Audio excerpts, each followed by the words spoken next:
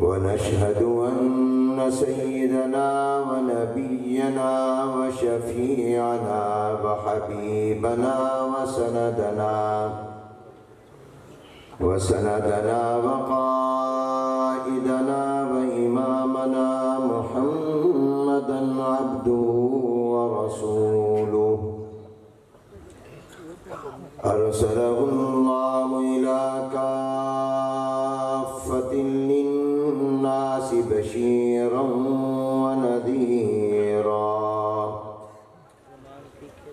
व दाइयन इलल्लाहि बिइज़्निहि व सिराजन मुनीरा सल्लल्लाहु तआला अला खैरि खल्क़िही मुहम्मदिन व आलिही व अस्हाबिही अजमईन।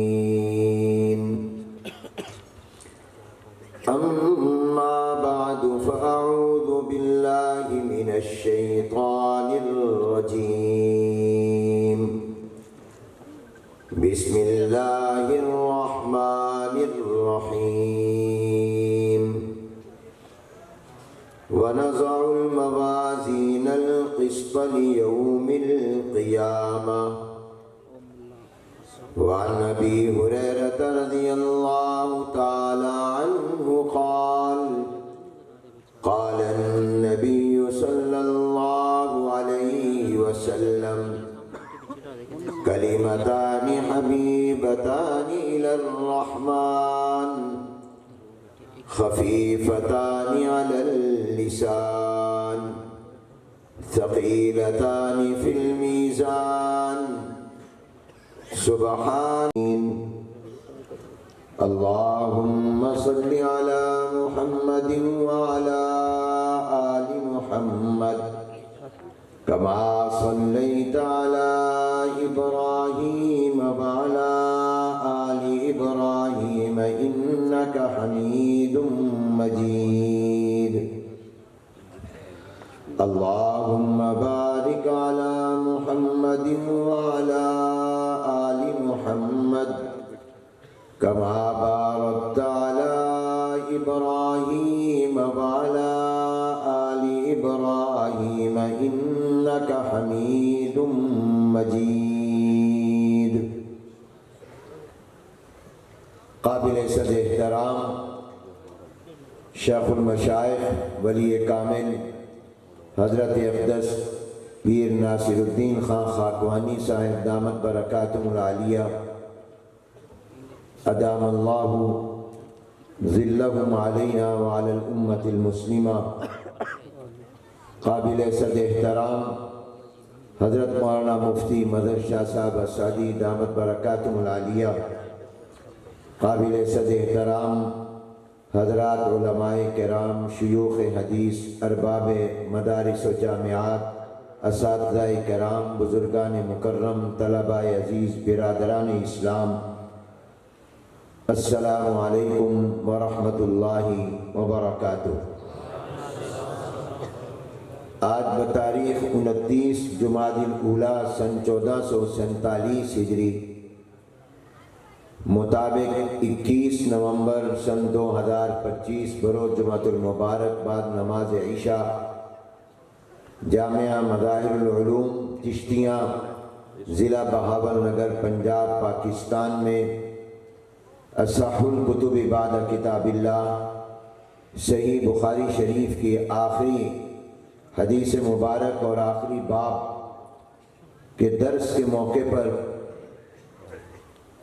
हम सब की शिरकत बाइस सआदत है। दुआ है अल्लाह तबारक व तआला इसे हमारी बख्शिश मग़फ़िरत और नजात का सबब भी बना दे।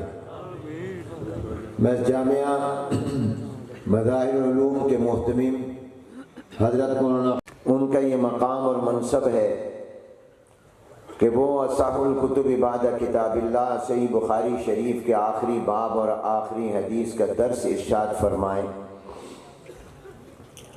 लेकिन हुक्म की तामील में इस इरादे और नीयत के साथ कि अगर मेरे इस सबक में कोई गलती होगी तो ये अकाबिर इस्लाह फरमा देंगे।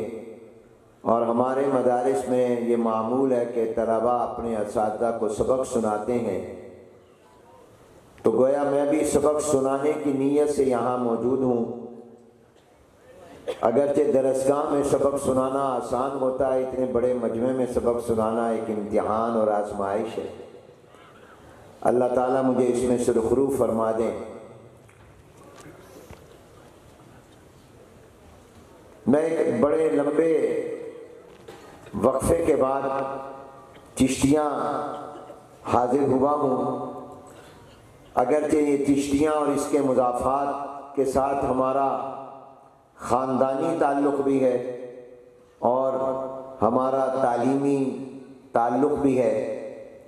मेरे ननिहाल इसी चिश्तियाँ से ताल्लुक़ रखते हैं। मेरी जो वालदा थी, जो मेरी 7 साल की उम्र में फ़ौत हो गई, वो चक 44 की रहने वाली थी, जो यहाँ चिश्तियाँ से डारावाला वाला रोड है, उसके रोड पर जो चक 44 आता है उसमें मेरी वालदा मरहूमा वहाँ की थी।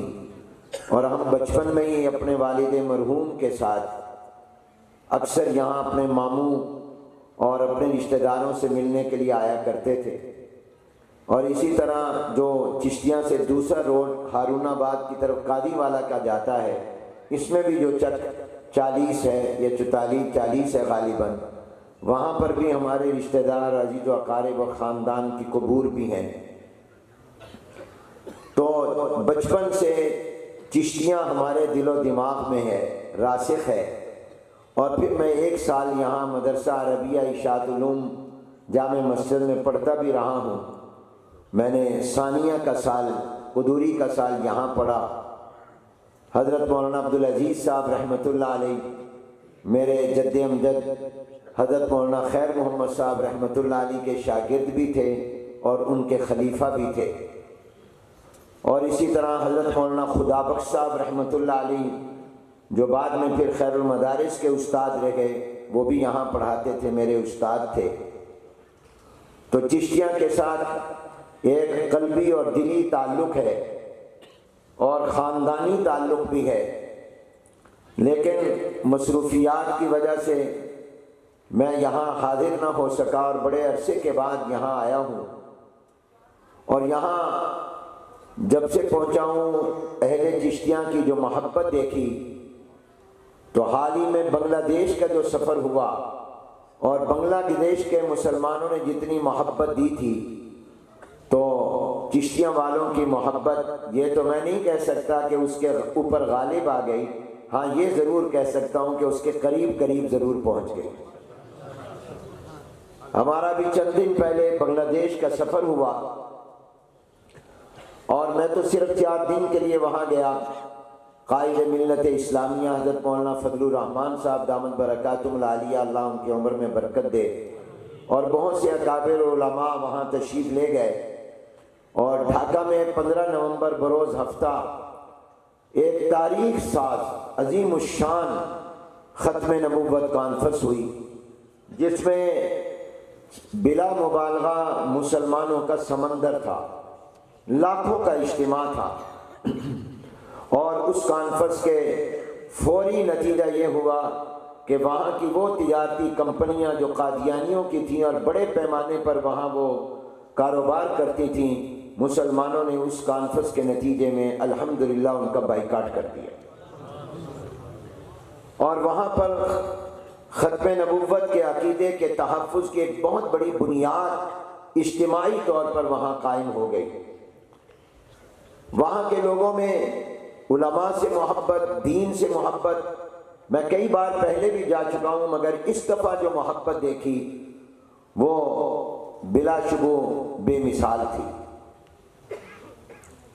और अगरचे पाकिस्तान 2 लख्त और 2 टुकड़े हो गया, और ये 2 लख्त और 2 टुकड़े हुआ सियासतदानों की लड़ाई से। अक्सर मौलवी को मुजरिम बनाया जाता है, जबकि पाकिस्तान को तोड़ने वाला मौलवी नहीं है, सियासतदान है। मशरकी पाकिस्तान और मगरबी पाकिस्तान ये दो हिस्सों में तकसीम जो हुआ, ये उलमा की वजह से नहीं हुआ। ये उलमा ने तो जोड़ने की कोशिश की। ये उस वक्त के जो हुक्मरान थे और उस वक्त के जो इस्टेब्लिशमेंट थी और उस वक्त के जो फौजी थे और उस वक्त के जो हुक्मरान थे हुआ। हमने तो उनसे कहा कि हम उस बांग्लादेश के शहर ढाका में आए हैं जिसमें पाकिस्तान का परचम और झंडा हमारे आने में दीन हजरत मौलाना जफर अहमद उस्मानी रहमतुल्लाह अलैह ने लहराया था।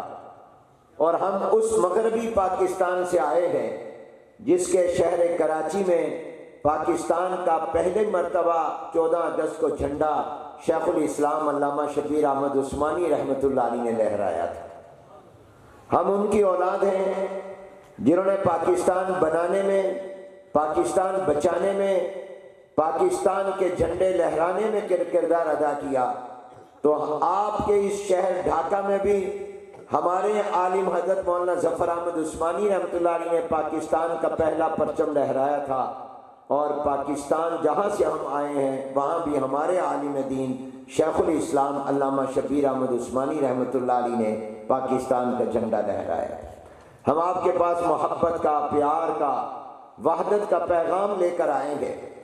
अगरचे हमारे और आपके दरमियान जोग्राफियाई तकसीम आ गई, बॉर्डर बन गया, मुल्क दो बन गए, लेकिन हमारे दिलों में कोई तकसीम पैदा नहीं हुई। हम अल्हम्दुलिल्लाह आपसे मोहब्बत करते थे, करते हैं और करते रहेंगे, और वो भी मोहब्बत करते हैं। आज भी बांग्लादेश के कई मदारिस में उर्दू ज़बान में तमाम दर्स निज़ामी की तालीम उर्दू ज़बान में हो रही है। और जहाँ पूरी तालीम उर्दू ज़बान में नहीं, बांग्ला ज़बान में है, वहाँ भी उर्दू को बतौर मज़मून वो बड़ी अहमियत के साथ पढ़ाते हैं ताकि हमारे उलमा के उलूम से भी वो फ़ायदा उठा सकें। और वो चाहते हैं कि हम पाकिस्तान अपने बच्चों को भेजें दीनी इल्म हासिल करने के लिए। यह तो हमारी हुकूमत ने रुकावट डाली हुई है कि ये तालीमी वीज़ा नहीं देते। अगर ये तालीमी वीज़ा बांग्लादेश के मुसलमानों के तलब बच्चों को दें तो बहुत बड़ी तादाद वहाँ से यहाँ दीनी इल्म हासिल करने के लिए आना चाहती है। और हुकूमत को चाहिए कि वो उनको तालीमी वीज़ा दे, क्योंकि जो भी यहाँ से मदारिस में तालीम हासिल करके जाएगा वो पाकिस्तान का सफ़ीर बनेगा, वो पाकिस्तान का एम्बेसडर बनेगा, वो पाकिस्तान का खैरखा बनेगा। और इससे पाकिस्तान के अवाम और उलमा का उन मुल्कों के अवाम और उलमा से दोस्ती और ताल्लुक़ कायम होगा। मुल्कों के अंदर हुकूमतों की सतह पर सिर्फ ताल्लुकात नहीं होते, अवाम की सतह पर जो ताल्लुकात होते हैं वो ज़्यादा मजबूत हुआ करते हैं। और सिर्फ बांग्लादेश नहीं, मैं तो दुनिया के कई बर्रे आज़मों में और 50 से 55 मुल्कों में जा चुका हूँ। हर मुल्क के मुसलमान ये चाहते हैं कि आप अपने बच्चों को हाफिज कारी आलिम बनाने के लिए हम पाकिस्तान भेजें। और ये कितना बड़ा एजाज़ है पाकिस्तान का, जबकि हमारे यहाँ असरी तालीम का तो ये हाल है कि किसी ने अगर आला तालीम हासिल करनी हो इंजीनियरिंग में, साइंस में और मेडिकल में या किसी भी जदीद मजमून में, तो वो यहाँ से ऑक्सफोर्ड, कैम्ब्रिज, बरतानिया, अमेरिका, फ्रांस, यूरोप, दुनिया के और मुल्कों में जाता है और वो डॉलर और पाउंड में भारी भारी फीसें भी अदा करता है और वहाँ पर आला तालीम हासिल करके आए, तब उसके ऊपर लोग ज़्यादा एतमाद करते हैं कि ये वहाँ से डॉक्टर बन के आया है, ये वहाँ से इंजीनियर और साइंसदान और लॉयर बनकर आया है। लेकिन क्या ये पाकिस्तान के उलमा की कितनी बड़ी खिदमत है कि उन्होंने दीनी तालीम के एतबार से पाकिस्तान को भिखारी नहीं बनाया, बल्कि पाकिस्तान को दुनिया में दीनी तालीम पहुँचाने वाला बनाया है। ये मदारिस और उलमा की बरकत है कि दीनी तालीम के लिए यहाँ के लोग बाहर जाने की बजाय वहाँ से यहाँ आना चाहते हैं कि हमारे बच्चे पाकिस्तान में हाफिज कारी और दीन के आलिम बने।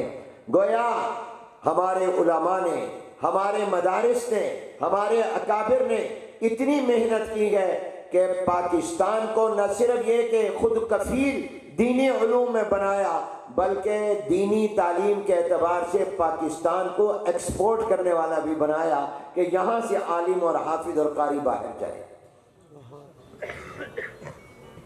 तो बहरहाल आप हजरात की मोहब्बत, अहले चिश्तिया की मोहब्बत देखकर खुशी हुई, दिल बाग बाग हुआ और मुझे यकीन है कि इंशाअल्लाह ये मोहब्बत अल्लाह की रज़ा के लिए है। और अल्लाह की रज़ा के लिए जो मोहब्बत होती है वो मोहब्बत इंसान के तकमील ईमान का ज़रिया बनती है। सरकार दो आलम सल्लल्लाहु अलैहि वसल्लम ने फरमाया, मन अहब्ब लिल्लाहि व अबग़ज़ लिल्लाहि व आता लिल्लाहि व मना लिल्लाहि फ़क़द इस्तकमलल ईमान। जो अल्लाह के लिए मोहब्बत करे और किसी से अगर उसकी नाराज़गी है वो भी अल्लाह की वजह से कि चूँकि ये दीन का दुश्मन है, ये दीन का मुखालिफ है, इसलिए मैं इससे दोस्ती नहीं कायम करता। तो जो अल्लाह की रज़ा के लिए मोहब्बत, अल्लाह की रज़ा के लिए नाराज़गी, अल्लाह की रज़ा के लिए किसी को देना और किसी को न देना कि ये इससे कहीं फिल्में ना देखे, इसलिए उसको पैसा नहीं दे रहा, इमदाद नहीं कर रहा, अल्लाह की रज़ा के लिए हुज़ूर अलैहिस्सलाम ने फरमाया इससे उसका ईमान मुकम्मल हो जाता है। फरमाया वजबत महब्बती लिल मुतहाब्बीन फिय्या। अल्लाह तबारक व तआला फरमा रहे हैं मेरी मोहब्बत वाजिब हो गई उन लोगों के लिए जो मेरी रज़ा के लिए आपस में मोहब्बत करते हैं। वजबत मोहब्बती लिल मुतहाब्बीन फिय्या वल मुतजालिसीन फिय्या वल मुतज़ाविरीन फिय्या वल मुतबादिलीन फिय्या।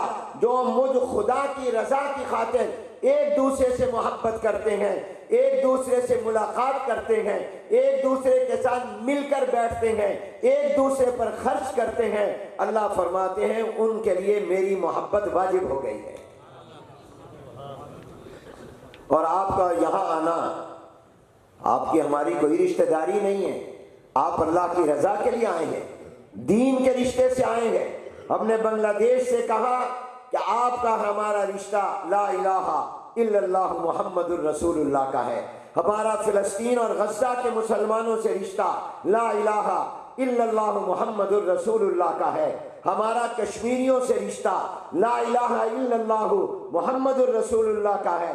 हमारा Burma, Bosnia, Afghanistan, Hindustan, America, बरतानिया, पूरी दुनिया के मुसलमानों से जो हमारा रिश्ता है वो ला इलाहा इल्लल्लाह मुहम्मदुर रसूलुल्लाह की बुनियाद पर है। और जो रिश्ता ला इलाहा इल्लल्लाह मुहम्मदुर रसूलुल्लाह की बुनियाद पर होता है वो नसबी और ख़ानदानी और खूनी रिश्तों से भी ज़्यादा ताकतवर हुआ करता है। बिलाल हबशी तो हबशा के रहने वाले थे, सुहैब तो रूम के रहने वाले थे, सलमान तो फारिस के रहने वाले थे रज़ी अल्लाह ताला अन्हु मजमाइन। लेकिन किस रिश्ते ने इनको हुजूर के ख़ानदान का फ़र्द बना दिया कि हुजूर अलैहिस्सलाम फरमाते हैं सलमान तू मेरे घर का फ़र्द है, सलमान मिन्ना, सलमान हम में से है, अहले बैत का फ़र्द है। किस चीज़ ने हजरत बिलाल हबशी को ऐसा बनाया कि उमर बिन खत्ताब कहते हैं कि बिलाल तू तो हमारा सरदार है, अंत सय्यदुना। ये क्या था? ये वही तो रिश्ता था जो कलमे का रिश्ता था। तो ईमान का रिश्ता, ये जो रूहानी और ईमानी रिश्ता होता है, ये खूनी रिश्ते से भी ज़्यादा मजबूत हुआ करता है, ये नसबी रिश्ते से भी ज़्यादा ताकतवर हुआ करता है। और यही रिश्ता आपका और हमारा है। अल्लाह इस रिश्ते को कायम रखे और हमारा खात्मा भी ईमान पर और इसी रिश्ते और ताल्लुक़ पर और हुजूर अलैहिस्सलाम की निस्बत पर हो। हुजूर की निस्बत खत्म नबूवत का अकीदे पर रहोगे तो ये निस्बत कायम है। अगर खुदा न खास्ता इस अकीदे में कमजोरी आ गई तो फिर निस्बत रसूल जो सबसे बड़ी दौलत और नेमत है सल्लल्लाहु अलैहि वसल्लम वो ख़त्म हो जाएगी। फिर जो झूठा होगा उसी से आपका निस्बत हो जाएगी। तो अल्लाह तबारक व तआला हमारी इस मोहब्बत को कायम रखे। हज़रत अनस बिन मालिक रज़ी अल्लाह तआला अन्हु जनाब नबी करीम सल्लल्लाहु अलैहि वसल्लम के वो खादिम हैं जिन्होंने 10 साल हुजूर अलैहिस्सलाम की दिन रात सुबह शाम खिदमत की है और इतने आला तरीके पर खिदमत की है कि हदीस में आता है कि सरकार दो आलम सल्लल्लाहु अलैहि वसल्लम कभी इनको ओए भी नहीं फरमाया और कभी ये भी नहीं फरमाया अनस ये काम क्यों किया, ये काम क्यों नहीं किया, कभी हुजूर की ज़बान पर क्यों नहीं आया और कभी ओए नहीं आया। और मुहद्दिसीन फरमाते हैं कि जहाँ ये हुजूर अलैहिस्सलाम के कमाल अखलाक है कि सरकार दो आलम सल्लल्लाहु अलैहि वसल्लम ने अपने खादिम को कभी कोई नाराज़गी का जुमला ओए और क्यों भी नहीं फरमाया। ये हुजूर के कितने आला अखलाक हैं। लेकिन वहां फरमाया जाता है और अहले इल्म कहते हैं कि इसमें इस सहाबी का भी कमाल खिदमत मालूम होता है कि इन्होंने खिदमत इतने आला तरीके पर की कि सरकार दो आलम सल्लल्लाहु अलैहि वसल्लम को कभी नाराज होने का मौका ही नहीं दिया। ये जहाँ कमाल अखलाक के पैगम्बर सलाम की दलील है, वहाँ कमाल खिदमत अनस बिन मालिक रज़ियल्लाहु अन्हु की भी दलील है। मौका ही नहीं दिया इतने आला तरीके। और आज हम अपने मुलाजिम को, नौकर को और अपने घर के अंदर मुलाजमों को थोड़ी थोड़ी बात पर गालियां देते हैं, बुरा भला कहते हैं, मारते हैं। हत्ता के कई लोग तो तकब्बुर में आकर घर में काम करने वाली गरीब औरतों को जान से मार देते हैं। और दुकान पर, फैक्ट्री में, कारखाने, दफ्तर में मुलाजिम को गालियां देते हैं। इससे बाज आओ। हुजूर अलैहिस्सलाम से पूछा गया कम नाफ़ुअन खादिम, हम कितनी मर्तबा अपने मुलाजिम खादिम को माफ कर दें दिन में। हुजूर चुप रहे। हुजूर अलैहिस्सलाम को यह सवाल पसंद ना आया कि पूछा जाए कितनी मर्तबा इसकी गलती माफ करें। फिर दोबारा सवाल हुआ, हुजूर खामोश रहे। फिर तीसरी मर्तबा सवाल हुआ तो सरकार दो आलम सल्लल्लाहु अलैहि वसल्लम ने फरमाया 70 मर्तबा तो माफ करो ना। अब 70 का आदत भी ये नहीं कि 71वीं गलती पर ना माफ करो, बल्कि 70 का आदत जो है ये सिर्फ यह है कि बहुत ज्यादा माफ करो। मुतअय्यन आदत नहीं है, तकसीर के लिए, बयान कसरत के लिए है। इस्तग़फिर लहुम औ ला तस्तग़फिर लहुम इन तस्तग़फिर लहुम 70 मर्रतन। हुजूर से कहा जा रहा है आप मुनाफिकीन के लिए 70 मर्तबा माफी मांगे, मगफिरत कर दे। इसका माना नहीं कि आप अगर 70 मर्तबा करें तो माफी, यानी जितनी भी करेंगे इन मुनाफिकीन की मगफिरत नहीं होगी। तो फरमाया जा रहा है कि 70 मर्तबा तो अपने खादिम को उसकी गलती पर माफ कर दो एक दिन में, योमिया। अब कौन खादिम होगा जो दिन में 70 मर्तबा गलती करे? ज्यादा 2 गलतियां 3 कर लेगा, 4 कर लेगा। फरमाया 70 मर्तबा भी गलती करे। तो सरकार दो आलम हुजूर अकरम सल्लल्लाहु अलैहि वसल्लम के ये अखलाक हैं। हुजूर अलैहिस्सलाम के ये सहाबी अनस बिन मालिक रज़ियल्लाहु ताला अन्हु फरमाते हैं कि एक सहाबी ने हुजूर अलैहिस्सलाम से पूछा मतस्सा, क़यामत कब आए? हुजूर अलैहिस्सलाम की ये सवाल मुख्तलिफ मौके पर मुख्तलिफ लोगों ने किए। आप सल्लल्लाहु अलैहि वसल्लम ने हर सवाल करने वाले को सवाल एक ही तरह का जवाब अलग अलग दिए।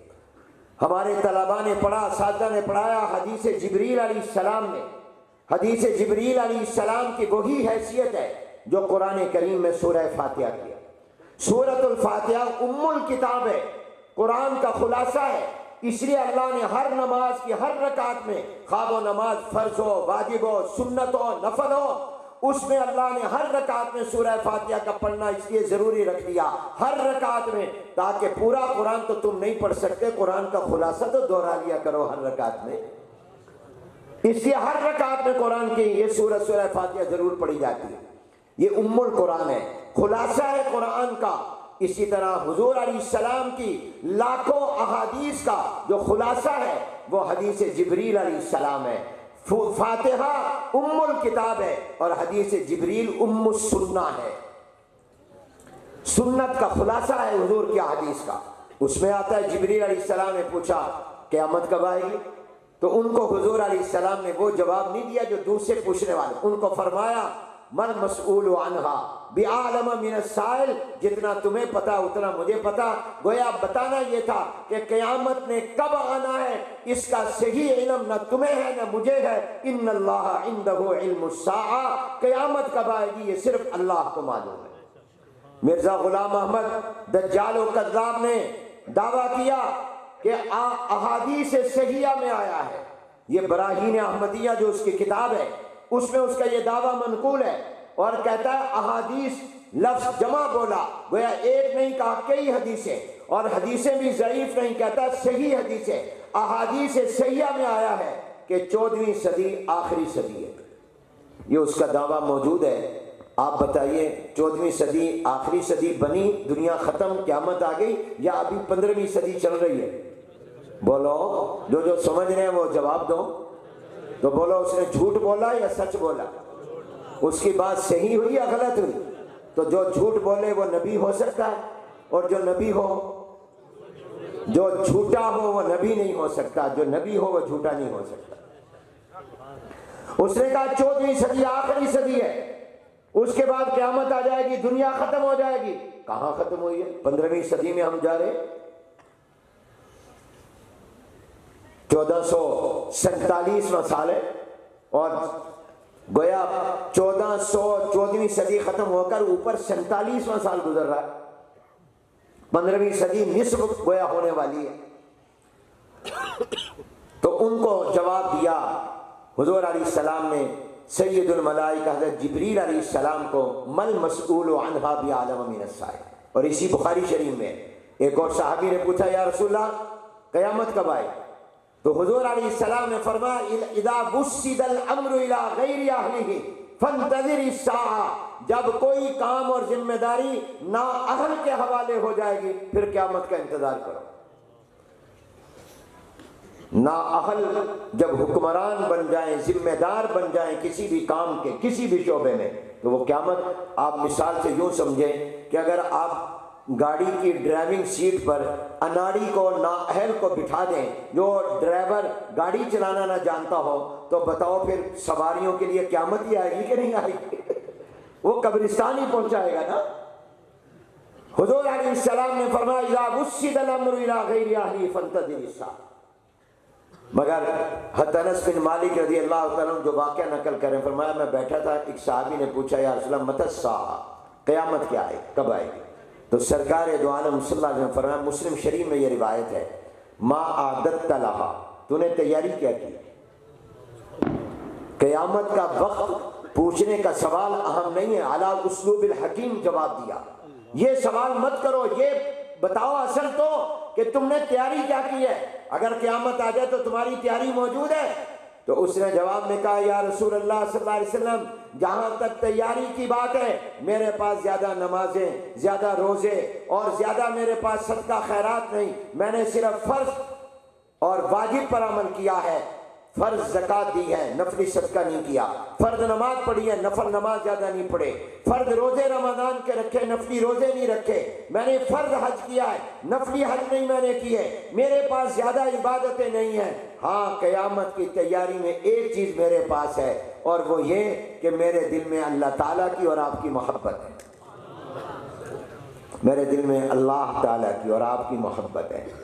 तो सरकार दो आलम सल्लल्लाहु अलैहि वसल्लम ने इरशाद फरमाया, अंता मामन अहबब्ता। और एक रिवायत में आम अल्फाज है, अलमरउ मामन अहब्बा। फिर क़यामत जब भी आए तुझे परेशान होने की ज़रूरत नहीं, जिससे तुझे दुनिया में मोहब्बत है तो आखिरत में और क़यामत में भी उसी के साथ खड़ा होगा। हज़रत अनस बिन मालिक रज़ी अल्लाह अन्हु फरमाते हैं, जिस दिन मैंने कलमा पढ़ा और मैं मुसलमान हुआ, उस दिन मुझे खुशी हुई थी। और ज़िंदगी की सबसे बड़ी खुशी मुझे उस दिन हुई जब मैं कुफ्र और शिरक के अंधेरों से तौहीद और ईमान के नूर और रोशनी में आ गया। और उसके बाद अगर मुझे सबसे ज़्यादा खुशी हुई तो अपने किसी और मौके पर, शादी वगैरह के मौके पर नहीं हुई होगी। फरमाया मुझे सबसे ज़्यादा खुशी इस दिन हुई जब मैंने हुजूर अलैहिस्सलाम की ज़बान मुबारक से ये सुना कि दुनिया में जिससे मोहब्बत है आखिरत में भी वो उसी के साथ होगा। मैं पहले भी अल्लाह से, हुजूर अलैहिस्सलाम से, नबियों से, सिद्दीकीन से, शुहदा से, नेक लोगों से मोहब्बत करता था, अब पहले से ज़्यादा करता हूँ, ताकि कल क़यामत में मेरा हशर नबियों के साथ, सिद्दीकीन के साथ, शुहदा के साथ और नेक लोगों के साथ हो जाए। चिश्तिया के दोस्तों और भाइयों, मुज़ाफ़ात से आने वाले दोस्तों और भाइयों, अगर दुनिया में मोहब्बत किसी फिल्मी अदाकार के साथ होगी, अगर दुनिया में मोहब्बत किसी फनकार के साथ होगी, अगर दुनिया में मोहब्बत किसी खिलाड़ी के साथ होगी, अगर दुनिया में मोहब्बत किसी शराबी, जानी, बदमाश के साथ होगी, तो क़यामत में हशर भी उसके साथ होगा। और अगर दुनिया में मोहब्बत अल्लाह वालों के साथ होगी, जनाब नबी करीम सल्लल्लाहु अलैहि वसल्लम के साथ होगी, सहाबा के साथ, अहले बैत के साथ, ताबिईन, तबा ताबिईन के साथ, फुक़हा, मुज्तहिदीन, मुहद्दिसीन, मुफस्सिरीन के साथ, सुलहा, औलिया के साथ, अल्लाह वालों के साथ होगी, दुनिया में देखो या ना देखो, मुलाकात हो या ना हो, ये मोहब्बत आपको आखिरत में जन्नत में उनके साथ जमा कर देगी।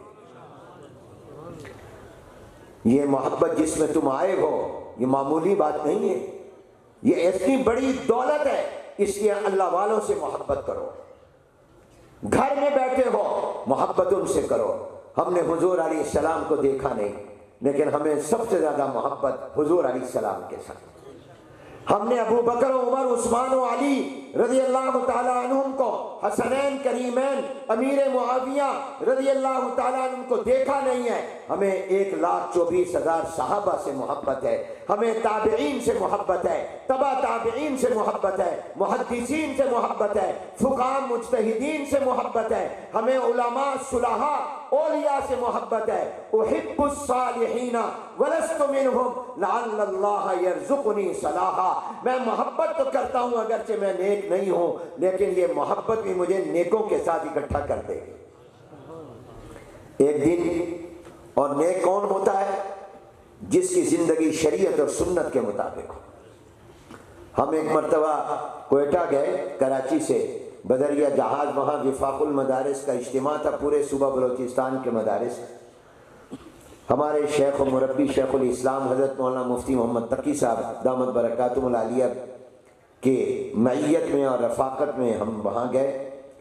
तो जब हम एक कोयटा एयरपोर्ट से उतर कर कार में बैठ कर इज्तिमा वाली जगह में जा रहे थे, तो मैं हजरत के साथ पिछली सीट में बैठा था। आगे हमारे सिंध के नाज़िम, जामिअतुल उलूम इस्लामिया अल्लामा बिनोई कराची के नाज़िम तालीमात हज़रत मौलाना इमदादुल्लाह साहब दामत बरकातुहुम, वो हजरत ने उनसे कहा तुम आगे बैठ। वो आगे बैठे। तो हजरत का मिजाज यह है कि वो सफ़र में अपना 1 मिनट भी ज़ाय नहीं करते। मैंने अपनी ज़िंदगी में बड़े बड़े अल्लाह वालों को देखा, उलमा को देखा है, और हर एक का अपना अपना रंग देखा है। बहुत सी बातें अल्लाह ने उनसे सीखने की तौफीक अता फरमाई। तो हजरत का मिजाज यह है कि वो 1 मिनट अपना ज़ाय नहीं करते। जहाज़ के इंतज़ार में बैठे हैं, किसी के इंतज़ार में बैठे हैं, तो फ़ौरन अपना लिखना शुरू कर देंगे या पढ़ना शुरू कर देंगे। 1 मिनट नहीं अपना ज़ाय करते।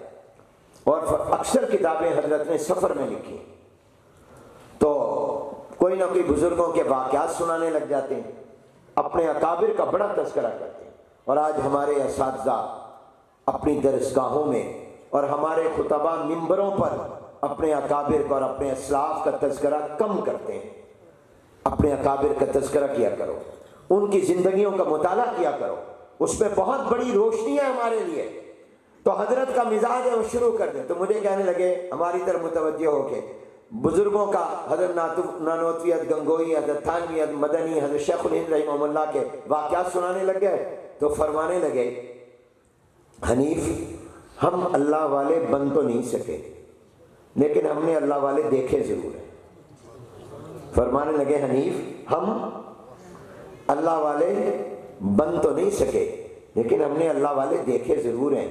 इसलिए हमें कोई धोखा नहीं दे सकता कि वो अल्लाह वाला ना हो और अल्लाह वालों वाली शक्ल बनाकर हमसे कहे मैं अल्लाह वाला हूँ।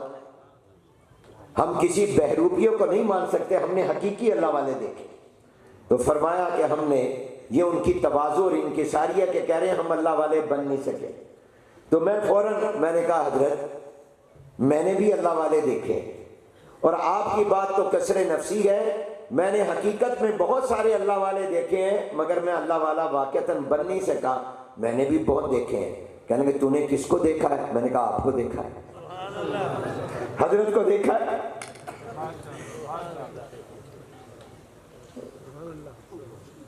तो हमारे अकाबिर में आजी, तवाज़ु, इंकिसारी, आज तो मैं आ गई हम सब में, हुब्बे जा।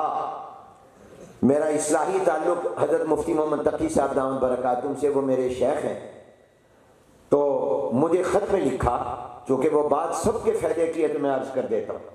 मेरे ख़त के जवाब में उन्होंने लिखा कि तसव्वुफ़ का खुलासा हनीफ जितना मैंने किताबों का मुताला किया और बुज़ुर्गों को देखा है, मैंने तो तसव्वुफ़ का खुलासा पढ़कर और अल्लाह वालों से सुनकर और उनको देखकर समझा है। मैं वो तसव्वुफ़ का खुलासा तुम्हें बताता हूँ। वो 2 बातें, पूरी तरीक़त का, एहसान और सलूक का, ये पीरी मुरीदी का। फरमाया खुलासा 2 बातें। नंबर 1 फरमाया फनाए ज़ात, अपने आप को मिटाना, कभी भी अपने अंदर बड़ाई और तकब्बुर ना आए। अपने आप को मिटाना, अपने आप को नेक वलीउल्लाह, अपने आप को आलिम हाफिज कारी खतीब और अपने आप को बड़ा ना बनाना, बल्कि अपने आप को मिटाना, अपने आप के अंदर आजी तवाजु इनकिसारी पैदा करना, कभी तकब्बुर नहीं। फरमाया पहली चीज तसव्वुफ का खुलासा फनाए ज़ात, और फरमाया दूसरी चीज जो मैंने समझी और सीखी है वो है रुजू इल्लाह। हर मामले में अल्लाह की तरफ मुतवज्जे होना। खाना खाने लगे हो अल्लाह की तरफ मुतवज्जे। ये सरकार दो आलम सल्लम जो दुआएं सिखाई हैं, ये दुआएं हर मौके पर जो हुजूर ने मांगी हैं और उम्मत को तालीम दी है, इनसे बेहतर दुआ कोई मांग नहीं सकता। इन दुआओं को याद करो, इनका मतलब समझो। अब आप देखिए, मैंने उस दिन ये दुआ दिल में आ गई, मैंने अर्ज की मैक्सी में एक मस्जिद का, मैंने कहा देखो मस्जिद में आने के वक्त में हुजूर अलैहिस्सलाम ने क्या दुआ सिखाई है, अल्लाहुम्मा इफ्ताह ली। कभी गौर किया आपने, क्या अजीम दुआ सिखाई। क्या आप मस्जिद में जा रहे हैं और तरीका भी बताया। ये बुखारी क्या है, ये हुजूर की जिंदगी बता रही है। बुखारी क्या है, हुजूर की सुन्नत बता रही है। ये तमाम कुतुब अहादीस क्या है, ये मेरे पैगंबर की जिंदगी है। हदीस किसको कहते हैं, याद रखिए हदीस चार चीजों का नाम। नंबर एक, हदीस नाम है हुजूर के फरमान का, कौल का। हुजूर ने जो फरमाया सहाबी नकल करे उसको हदीस कहते हैं। नंबर दो, हदीस कहते हैं मेरे महबूब पैगंबर सल्लल्लाहु अलैहि वसल्लम के अमल मुबारक को। जब सहाबी ये नकल करे कि हुजूर ने नमाज ऐसे पढ़ी, हुजूर ने खाना ऐसे खाया, हुजूर ने फुला काम ऐसे किया, जिसमें यह बयान करे उसको हदीस कहते हैं। मेरे पैगंबर के फेल और अमल को जिसमें बयान किया जाए हदीस कहते हैं। नंबर तीन, हदीस किसको कहते हैं, हदीस कहते हैं हुजूर अलैहिस्सलाम के जाती अहवाल और साफ को। जब सहाबी ये बयान करे कि हुजूर का चेहरा अनवर ऐसा था, आपकी आंखें ऐसी थी, आपका सर मुबारक ऐसा था, आपके बाल ऐसे थे, आपके रुखसार ऐसे थे, आपके दांत मुबारक ऐसे थे, आपका नाक मुबारक ऐसा था, आपकी पेशानी ऐसी थी, आपके हाथ ऐसे थे, आपके पांव के तलवे ऐसे थे, जिसमें यह बयान किया जाए हुजूर के औसाफ और अहवाल को, उसको हदीस कहते हैं। और नंबर चार, जब सहाबी हुजूर की तकरीर को बयान करे। तकरीर का माना बोलना नहीं, हमारी इस्तिलाह में तकरीर का माना बोलना बयान करना, मगर हदीस की तारीफ में लफ्ज़ तकरीर का माना हुजूर का चुप रहना। कि हुजूर के सामने कोई काम हुआ या कोई बात कही गई और हुजूर चुप रहे, हुजूर ने रोका टोका नहीं, ये दलील है इस बात की कि ये इस्लाम में जायज है, शरीयत में जायज है। इसलिए कि अगर ये नाजायज होती तो हुजूर खामोश ना रहते, रोक देते, टोक देते, इस्लाह फरमा देते। तो हुजूर का चुप रहना ये भी हदीस है। याद रखो, किसी का चुप रहना दीन नहीं बनता, किसी का खामोश रहना हदीस नहीं बनता, किसी का चुप रहना शरीयत नहीं बनता। किसी आलिम का चुप रह जाना, किसी मुफ्ती का चुप रह जाना, किसी मौलवी का चुप रह जाना, ये दीन नहीं बनता, हदीस शरीयत नहीं बनता, हदीस नहीं बनता। हो सकता है वो किसी डर खौफ की वजह से या लालच की वजह से चुप रह गया हो। अल्लाह का पैगंबर शरीयत के खिलाफ बात देखकर चुप रह जाए, ये मुमकिन नहीं है। इसलिए जब नबी खामोश रहता है तो उसकी खामोशी भी हदीस बन जाती है। नाराए तकबीर, नाराए तकबीर। खतीब पाकिस्तान मौलाना मोहम्मद हनीफ साहिब जालंधरी, कायदे मदारिसे दीनिया, नाराए तकबीर। पैगंबर का चुप रहना भी हदीस बन जाता है, शरीयत बन जाता है, दीन बन जाता है, हुज्जत और दलील बन जाता है। आपने मिशकात में पढ़ा और पढ़ाया होगा, सहाबा कहते हैं कुन्ना नाजिलु वल कुरानु यंजिलु। हम अपनी बीवियों से मुलाकात के वक्त में अज़ल करते थे, कोशिश करते थे बाज़ औक़ात की औलाद ना हो और कुरान उतर रहा होता था। और एक रात में यह आता है कि हुजूर मौजूद थे, लेकिन हुजूर को पता भी चला मगर रोका नहीं, मालूम जायज है। हुजूर के किसी काम पर चुप रह जाना यह भी हदीस बन जाता है। इसीलिए तो मूसा अलैहिस्सलाम वादे के बावजूद हजरत खदीर अलैहिस्सलाम ने जब कश्ती तोड़ दी, बच्चे को कत्ल कर दिया, और बगैर उजरत के दीवार ठीक कर दी। हालांकि मूसा अलैहिस्सलाम ने वादा किया था, उनको हजरत खदीर अलैहिस्सलाम ने तालिब इल्म, और मैं समझाने के लिए कहता हूँ मिसाल के तौर पर, अपने मदरसे में दाखिल शर्तें लगा कर किया था, बगैर शर्तों के नहीं किया था। गोया मदरसों में फार्म दाखिला पर शर्तें लिख देना ये गलत नहीं है, कुरान से साबित है। शर्त लगाई, चुप रहोगे, बोलोगे नहीं। मूसा अलैहिस्सलाम ने कहा बिल्कुल। लेकिन जब हजरत खदीर ने कश्ती तोड़ दी, बोलते तो गोया उनकी शरीयत के अंदर ये चीजें जायज हो जाती, जबकि मूसा अलैहिस्सलाम की शरीयत में किसी का नुकसान करना, किसी बेगुनाह को मारना जायज नहीं था। इसलिए वादे के बावजूद बोल पड़े, खामोश नहीं रहे।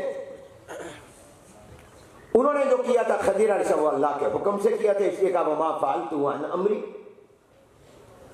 वो अल्लाह का हुक्म था, उसके पाबंद थे। और मूसा अलैहिस्सलाम अपनी शरीयत के पाबंद थे। तो याद रखिए पैगंबर का चुप। तो हदीस आज चिश्तिया वालों आपको मैंने याद दिला कराई है। बताओ हदीस कितनी चीजों का नाम है? 4 चीजों का। जब कभी लफ्ज पढ़ो सुनो हदीस में आया है, 4 चीजों को हदीस कहते हैं। हुजूर के फरमान यानी बोल को, हुजूर अलैहिस्सलाम के अमल को, हुजूर अलैहिस्सलाम के औसाफ और अहवाल को, और हुजूर अलैहिस्सलाम के चुप रहकर उस चीज के जवाब पर पक्का कर देने को। तो बात ये मैं अर्ज कर रहा था कि हुजूर अलैहिस्सलाम ने जो दुआएं जिस मौके की सिखाई हैं, सुभान अल्लाह। अब मस्जिद में जाने के वक्त की क्या दुआ सिखाई? कभी आपने गौर किया इसके माना पर? आप मस्जिद में जा रहे हैं और हुजूर अलैहिस्सलाम अल्लाह से दुआ मांग रहे हैं, अल्लाहुम्मा इफ्ताह ली अबवाब रहमती, अल्लाह तेरे घर में जा रहा हूं, ये मस्जिद रहमत की जगह है, अंदर रहमत के कई दरवाजे हैं। हुजूर ने ये नहीं कहा, ये दुआ नहीं मांगी, अल्लाहुम्मा इफ्ताह ली बाब रहमती, अल्लाह रहमत का दरवाजा खोल दे। नहीं फरमाया रहमत के दरवाजे खोल दे। वह एक दरवाजा नहीं है, कई तरह, मुफरद नहीं कहा, जमा कहा, अल्लाहुम्मा इफ्ताह ली अबवाब रहमती। गोया बता दिया कि मस्जिद रहमत है। तो बताओ जो रहमत की जगह हो, जहां रहमत के कई दरवाजे, गेट और फाटक हो, उसको गिराना चाहिए? बदबख्त है वो हुकूमत जो मस्जिदों को गिराने का मंसूबा बना। शर्म आनी चाहिए। तुम सोचते हो कि इस्लामाबाद में ये रोड के साथ मस्जिद क्यों है, इसका हुस्न खराब कर रही है, इस मदनी मस्जिद को गिरा दो। तुमने मस्जिद गिराई और कई मस्जिदें गिराने का मंसूबा बनाया। तुमने समझा मस्जिद की वजह से इस्लामाबाद का हुस्न खराब हो रहा है। याद रखो, इस्लामाबाद का, पाकिस्तान का, पूरी दुनिया के शहरों का हुस्न ही मस्जिदों से है। और ये मस्जिदें होंगी तो रहमत आएगी, वरना तो अजाब आएंगे, रहमतें आएंगी। और हमारे उलमा को अल्लाह सलामत रखे, जो डट गए कि हुक्मरानों ने तो कोशिश की इस्लामाबाद को, मुसलमानों को रहमत से महरूम करने की, रहमत का मरकज खत्म करके उलमा ने कहा नहीं हम बनाएंगे। अल्हम्दुलिल्लाह वो मस्जिद बन रही है ताकि यहाँ का मुसलमान रहमत से महरूम ना हो। ये मदरसे रहमत है। बताओ जब बच्चा मदरसे में कहता है बिस्मिल्लाहिर्रहमानिर्रहीम, तो बताओ रहमत आती है कि नहीं आती? कुरान रहमत है या नहीं है? हुजूर की हदीस रहमत है या नहीं है? और जब इन दरसगाहों, इन कमरों में कहा जाता है काल अल्लाह, कहा जाता है काल रसूलुल्लाह, तो अल्लाह की रहमतें आती हैं। और चिश्तिया वालों, पता नहीं कितनी मुसीबतें, बलाएं और आजमाइशें इस शहर पर हमारे गुनाहों की वजह से आनी थी, इन मदरसों की बरकत से अल्लाह टाल देता है। ये कुरान के मदरसे रहमत है, कुरान रहमत है।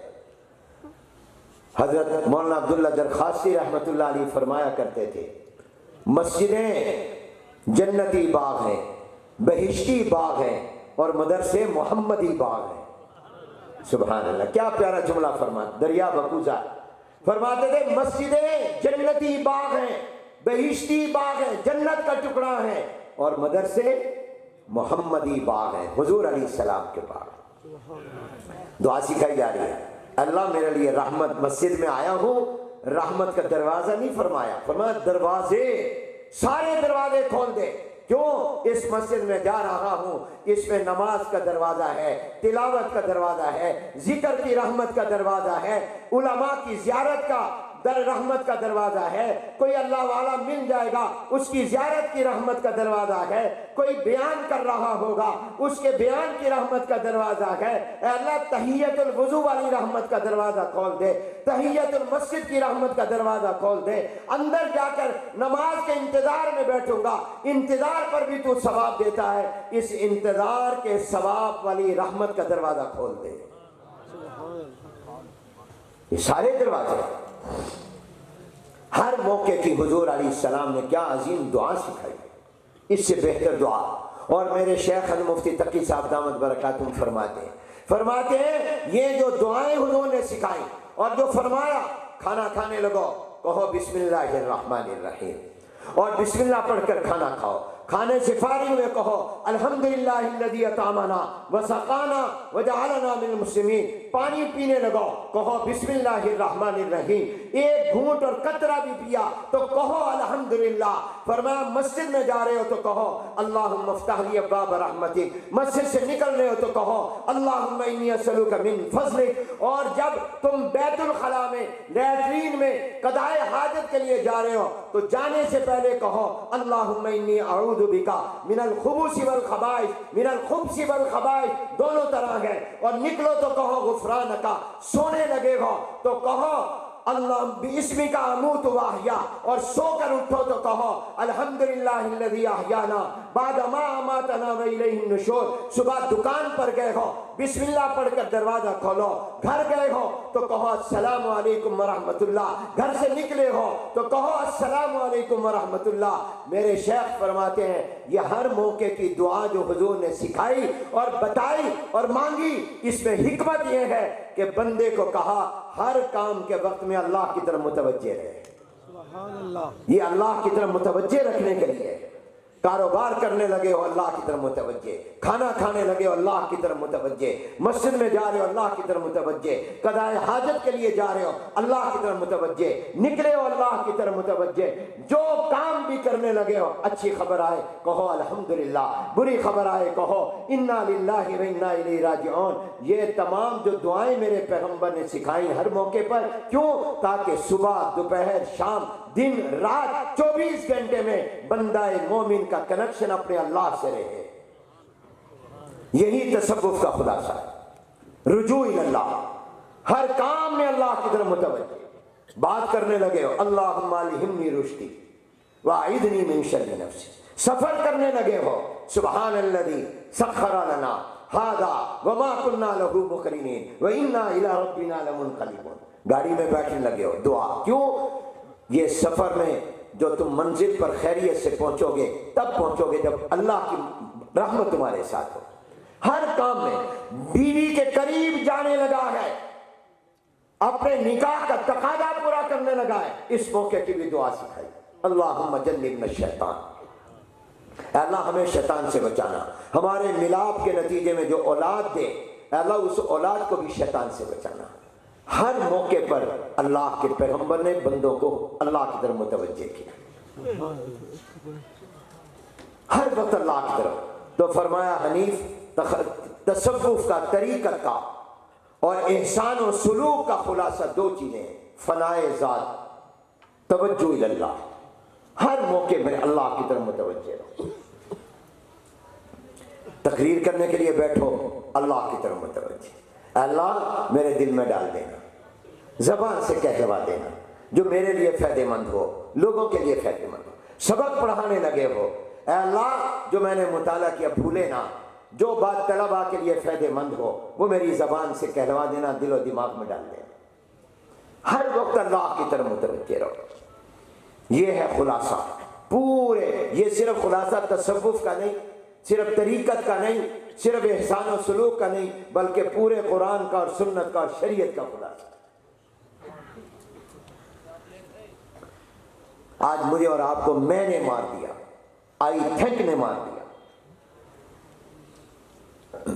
अल्लाह तबारक व तआला। ये सारी बातें तमहीद में चली गई, अभी असल बात तो शुरू ही नहीं हुई। वो भी आपकी तवज्जो और हजरत की तवज्जो की बरकत से। ये तकरीर कोई टेप रिकॉर्ड नहीं होता कि बटन दबा दो और वो चल पड़े। ये तो सुनने वालों और हाजिरीन के तलब सादिक की वजह से अल्लाह बोलने वाले के दिमाग में डालता है।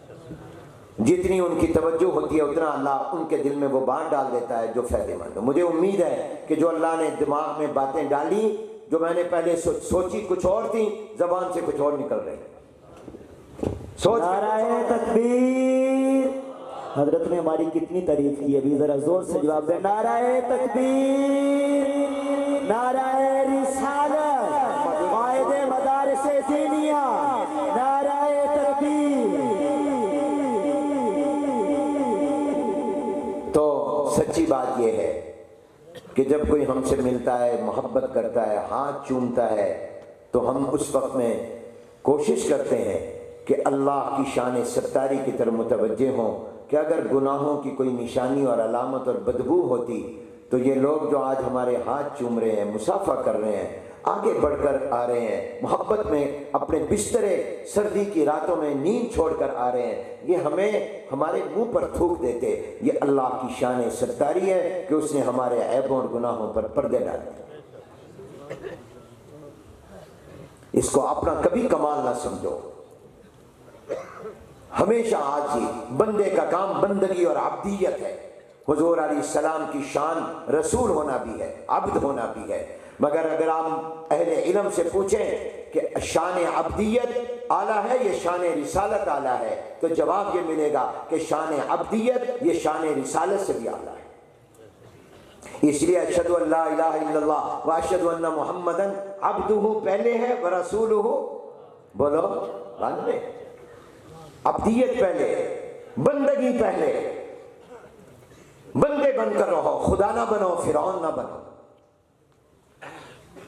तो ये जो कुछ है ये अल्लाह की मोहब्बत में आप हजरात आए, अल्लाह इसको अपनी बारगाह में कबूल फरमाए। अब वक्त चुके, अभी वैसे भी मदारिस में तालीम का साल पूरा नहीं हुआ, अभी बुखारी पूरी नहीं पढ़ी गई होगी, अभी रहती होगी।